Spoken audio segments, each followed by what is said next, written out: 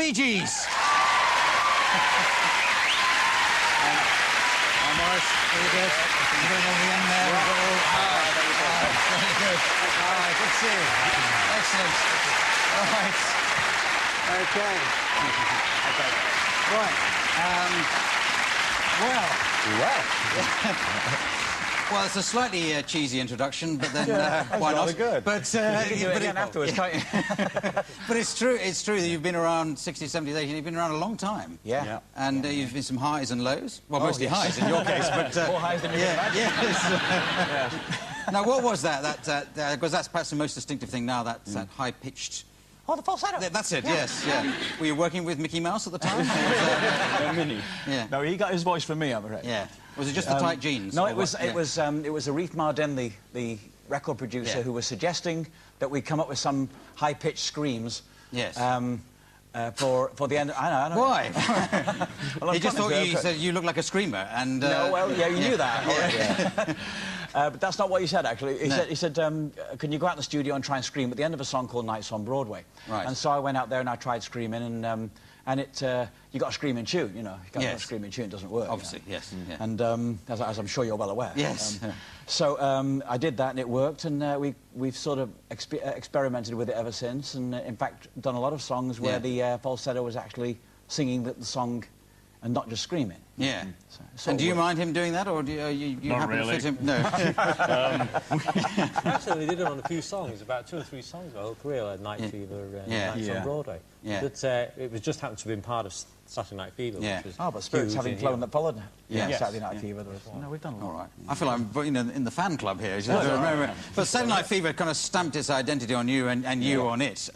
And he sometimes describes it as a bit of a millstone because it was recorded, the film came out and the music came out in the end of the 70s, the decade which fashion forgot. Yes. And, and now you sometimes get the blame for it. You know, those tight trousers, the flares, the slash to the waist. I think this decade is the decade that fashion forgot. Yes. Because everybody's going back to the 70s and wearing the same clothes again, you know. And well, you probably still had yours, did you? Lying around my daughter's wearing mine. Is she? Yeah. No, we got the clothes, we've still got the clothes from Sgt. Pepper, but that's a totally different story. Yeah. Right, because you played the Beatles in the Sgt. Pepper. No, we did. We played Sgt. Pepper's Lonely Hearts Club Band, Yeah. Well, not an entirely happy experience. Yeah, totally disaster. Well, the making of Sgt. Pepper is really what people should have seen, Yeah, but now Saturday Night Fever is back on again because it's a bit of a surprise, but it's been announced that there's a stage show coming. There's a stage show starting in May. We're actually, our music's in it, but we have nothing really to do with the production of it. Yeah. But it's actually the stage version of the music, because the Grease, for instance, was a stage show, then became a film, and this was a film which was... And you wrote one of the songs, the Grease, in that. Yes. So there's songs of yours everywhere. There are country hits that you wrote, there's your songs, other people's songs. No symphonies. No symphonies, no, but only a matter of time. But, so what is it? How do you know how to write hit songs? Because that's it, you're hit writers, aren't you? We've been doing it since we were I think that's the word, anyway. Yeah, but it's a nice word. Yes, we're one letter shy. But anyway, there's this... No, you always... Whatever you write, sometimes you're fashionable. I'm glad you all find it amusing. No, but sometimes you're fashionable, usually you're not, but you're always terrifically successful. Everybody buys your records, you know, millions. It's getting better, keep going. What is it? Something you put in the water, or what's... No, I don't know, you've stumped me completely. Oh, come on, you must have been asked this before. Well, not quite that way. We get together, we put our heads together, we try to find the same headspace, and that's how it works. Yeah. And that's, I think, any team What's that writes... headspace? What's that? You can't tell me. Yeah. You've been in America too long ago, I think. But you work together, but there's three. Normally, it's like 2 songwriters. So does one do the words, another do the music, the other do the crossword? We're all sounding sounding boards. We're all sounding boards for ideas, and we bounce off each other. Not physically, of course, but we wanted to. Yes. And well, you've been pretty happy together for most of the time, haven't you? Yeah, I think it's because we all have the same sense of humour. We just have fun. Because I didn't realise you were real brothers. I think you're sisters, actually. Yes. Well, I thought we were coming to that in a few minutes. We're working our way up. Yeah, but you know, a lot of the Jacksons are well known to have been set off as a young age. You set off as a young age, but it seems to have done quite a lot of damage to them in terms of their personality and how they get on with each other. You seem well adjusted to each other. Anyway. Yeah, well, there's ups and downs. Yeah. You know, we've had some problems in our lives. We've had adversity, and I think we've learned how to deal with that. Yeah. And I think that we're much more mature now. Well, you've had the whole rock and roll thing of drugs and sex and drink. And I hope you got it in hospitality. But, I noticed that, yeah. we like to see our guests proud. But, we certainly do. No, but you've been through all that kind of thing. But I'm just talking about you as unit, you like regular brothers who aren't singing together, often fall out and sibling rivalry. It started way back in Manchester. Well, we were born in the Isle of Man. So of course we were. Yes, we're going right back. Yes, we're going right back. Yeah. We were born in the Isle of Man, and we started in Manchester at the Gaumont Cinema, and we called ourselves the Rattlesnakes. Yes. And that didn't work too well. No. So we called ourselves... What was that? Why the Rattlesnakes? Was that any particular reason? Why not? Is that a boast or what? It's a skiffle thing. You were probably just slow worms in those days. But sort of, yeah. And then we moved on to Wee Johnny Hayes and the Blue Cats, nobody admitting to being Wee Johnny Hayes. No. And then in the last sort of... before we became the Bee Gees, we were Les Tossers. Yes. Which we thought was... You'll always be Les Tossers to me, but I don't know. And that's why we're here. And that's why you had us on the show. Yeah. But your father took you to Australia to keep you out of trouble, because you were like wild... Well, on the advice of the Manchester Police, yeah. Yeah. You're the last criminals to be deported to Australia. Yes. Yeah. And was that did that sort of waking you up, brightening you up, you know, the wide open space of Australia?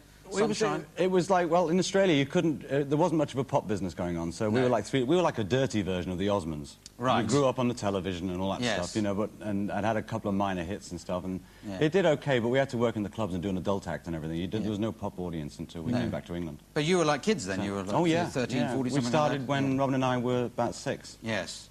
And Barry was about 9. Yeah. So. And are you always the older... I mean, obviously you're still the older brother, but do you play the... Are you always... Because older brothers tend to want to be in charge and say, what would you do? Is he always... Perhaps I should ask you. Is he still... Ask him. I think on different days there's older brothers. I think depending on the problem or the project or different things that occur during the day or in a certain project or an album, there is a different brother taking the role as lead. Right. So, and then I don't know what it is today. When the Beatles came out, you came tearing back over to England to be part of the pop scene. Yeah, I think it was long after the Beatles, actually. Yeah. I think they peaked by the time we got back here, or breaking up. But, well, not quite. Well, Sgt. Pepper. It was just the last big album. And it was then, of course, it was a very exciting period then. To make a start in the UK. It was everything was happening. And younger viewers might not remember your work pre-Saturday Night Fever, because it was those big ballad, big production numbers, Massachusetts. That's right, yeah. And Words, well, all that. And I loved all those. They were sort of... I thought we were tossers. Yeah, well, you developed into that, No, but then you see, I kind of slipped off when you went into that, you know... Yes, of course. Saturday Night Fever and the Actually, that was our new album. We didn't write for the film. No, they just used our music in the film, so... But I found that difficult to follow the hype. My dog loves it, but I was just... But do you enjoy doing those old ones as well when you're performing now? Oh, yeah, we try to cover everything, the whole spectrum when we do a show, Yeah, because they're sort of pop standards, aren't they? They're sort of classic. Well, thank you. That's very nice. We don't, they're our babies as far as we're concerned. Yeah. And then you had what turns out to be quite a short period when you split up. Was that a particularly fraught time, do you think? Well, that was your career finished, you'd had a few years and that was going to be it? Because some groups do that and they're never heard of again. Did you think that might be happening to you? No. Not really. No, we sort of... Well, when we split up, yes.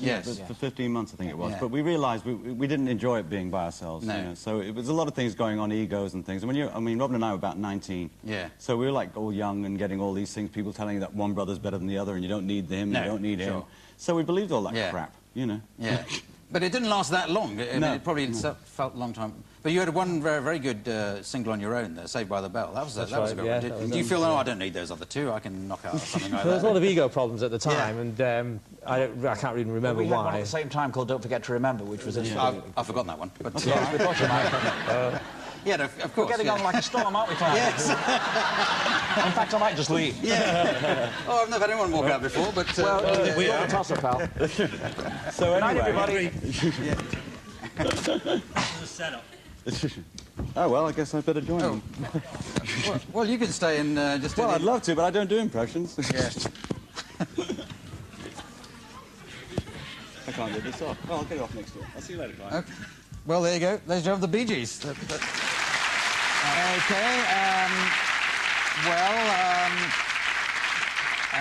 That looks about all it for tonight. I hope they've got the potter's wheel ready. But thank you to all my guests, those who stayed and those who have gone. This is me, Clive Anderson, saying good night. Good night.